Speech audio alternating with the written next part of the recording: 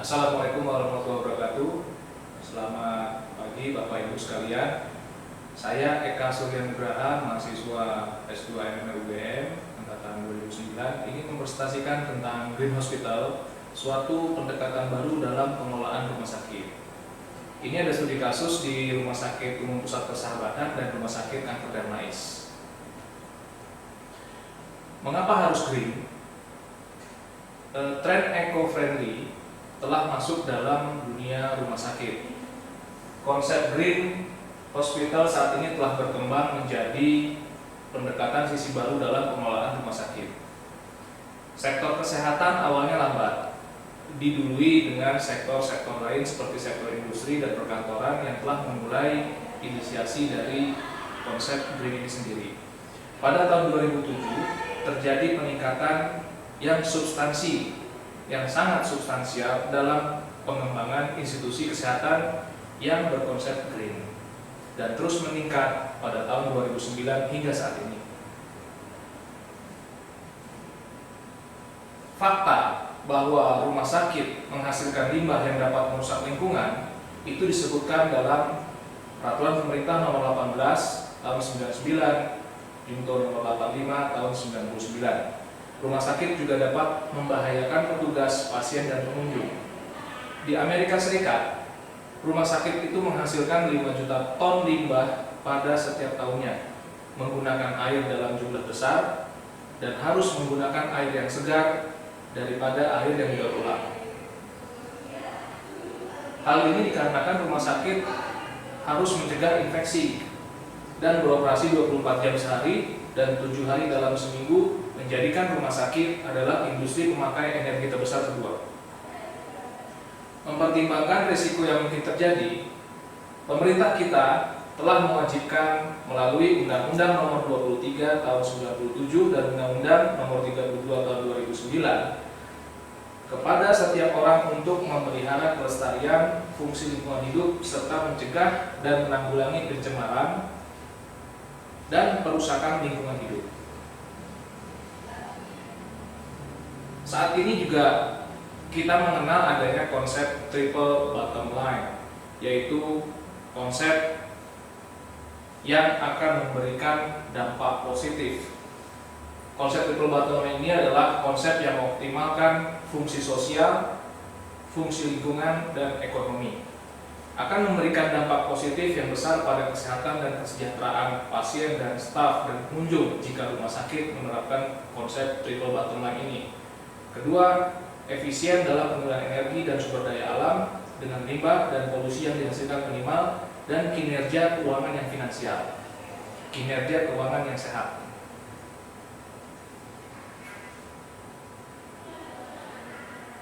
Dengan triple bottom line ini, banyak perusahaan swasta menyadari bahwa pendekatan ini tidak hanya akan menjadi pendekatan yang lebih baik, tapi juga akan menjadikan posisi mereka di pasar memiliki image yang baik dan mendapatkan loyalitas pelanggan. Alasan ini pun berlaku secara langsung untuk menerapkan konsep green healthcare di rumah sakit. Di Indonesia, dari sekitar 1.372 rumah sakit, hanya 3 yang mendeklarasikan sebagai rumah sakit berkonsep Green Hospital. Data ini kita dapat dari versi Himpunan Rumah Sakit Indonesia, dan standar yang digunakan pun di Indonesia belum ada, tapi dunia telah memiliki standar yang bernama GGHC atau Green Guide for Healthcare pada tahun 2007. Indonesia sendiri baru memiliki standar Green Shift dari Green Building Council of Indonesia. Green Building adalah kegiatan merancang, membangun, mengoperasikan, memelihara, dan menghapus bangunan dengan cara yang melestarikan sumber daya alam dan mengurangi polusi. Definisi ini juga sepenuhnya berlaku untuk fasilitas kesehatan di setiap tahap perancangan, konstruksi, atau pembangunan dan saat operasional.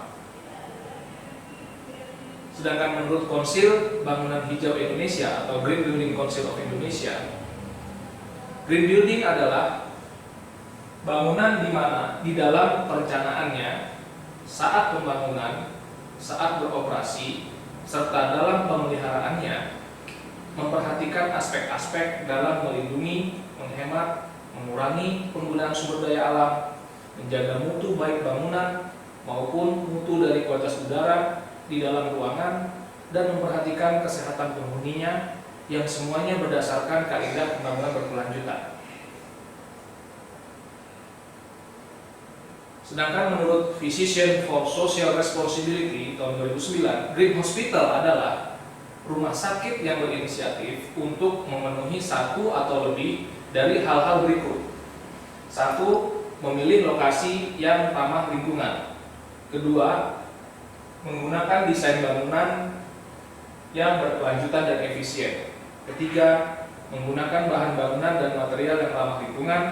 Keempat, think green selama menjalankan proses konstruksi. Green Hospital juga sebuah rumah sakit yang mendaur ulang, menggunakan kembali bahan, mengurangi limbah, dan menghasilkan udara yang lebih bersih. Salah satu saja bisa diterapkan, kita bisa mengklaim bahwa rumah sakit kita adalah berkonsep Green Hospital. Teorinya, pelaksanaan penerapan Green Hospital di rumah sakit itu akan dipengaruhi oleh bagaimana kebijakan di rumah sakit tersebut, peraturan perundangannya, kemudian panduan dari Green Hospital yang akan dipakai, kemudian juga pengkajian dari manajemennya, dari struktur organisasi, tenaga, biaya, sarana, dan panduan atau SOP yang dimiliki. Yang tidak kalah pentingnya adalah bagaimana Green Hospital ini akan dipengaruhi oleh faktor keyakinan atau belief dari sebuah organisasi tentang pentingnya Green Hospital. Struktur yang bisa dipakai untuk menggunakan Green Hospital, kita bisa menggunakan struktur organisasi matrix. Matrix ini bisa terlihat dalam slide yang saya tampilkan, bahwa Green Hospital itu kita bisa anggap sebagai sebuah proyek yang mungkin sifatnya temporary, atau sebetulnya ini adalah proyek yang sifatnya akan dilakukan daily activity. Sehingga Green Hospital ini harus memiliki seorang pimpinan khusus tentang Green Hospital. Pada diagram organisasi metrik yang saya tampilkan ini akan terlihat bahwa akan terjadi dengan penggunaan organisasi matrix, akan terjadi komunikasi tidak hanya horizontal, vertikal, tapi juga akan terjadi komunikasi diagonal, melibatkan beberapa sektor dari beberapa bidang di rumah sakit.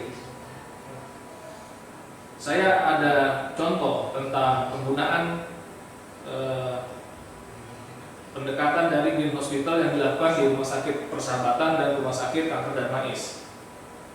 Di Rumah Sakit Persahabatan, mereka memiliki unggulan dalam besarnya luas lahan yang mencapai 70% dari total lahan yang mereka miliki. Luas lahan 70% itu digunakan untuk ruang terbuka hijau.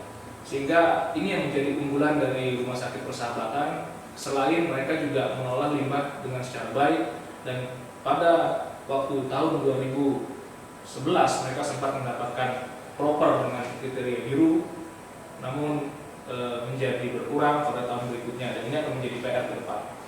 Dan di Rumah Sakit Kanker Darmais, mereka memiliki unggulan di bidang komitmen dari atasan. Komitmen atasan ini ditunjukkan dengan adanya biaya, ditunjukkan dengan adanya program yang dimasukkan dalam Renstra Rumah Sakit tahun 2011 dan 2014. Ini adalah contoh atau gambar yang bisa saya kumpulkan tentang bagaimana penerapan Green Hospital di Rumah Sakit Persahabatan dan Rumah Sakit Kanker Darmais. Pada slide terlihat di sini berdasarkan kriteria Green Sheet, itu kriteria nomor 1 yaitu community accessibility dimiliki oleh Rumah Sakit Persahabatan dan Kanker Darmais. Akses mereka yang dekat dengan tepi jalan raya ini akan memudahkan pengunjung untuk mendatangi rumah sakit tersebut, dan ini dampaknya akan mengurangi dari carbon footprint atau polusi udara yang memungkinkan terjadi jika mereka sulit mengakses rumah sakit yang mereka tuju. Kemudian gambar berikutnya di sini terlihat adanya ruang terbuka hijau yang dimanfaatkan sebagai taman. taman ini di Rumah Sakit Persahabatan digunakan sebagai taman untuk healing, proses penyembuhan, sehingga pasien-pasien di sana akan lebih merasakan secara perawatan yang holistik, tidak hanya perawatan di sisi medis, tapi secara holistik mereka juga bisa ditangani dengan penggunaan taman healing ini.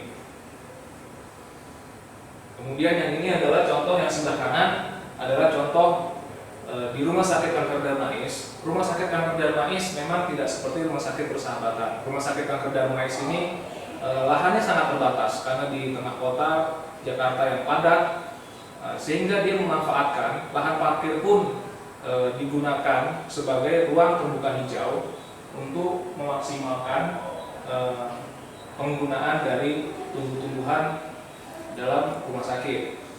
Gambar ini juga terlihat tidak hanya di parkiran, tapi juga ini ada rooftop garden namanya.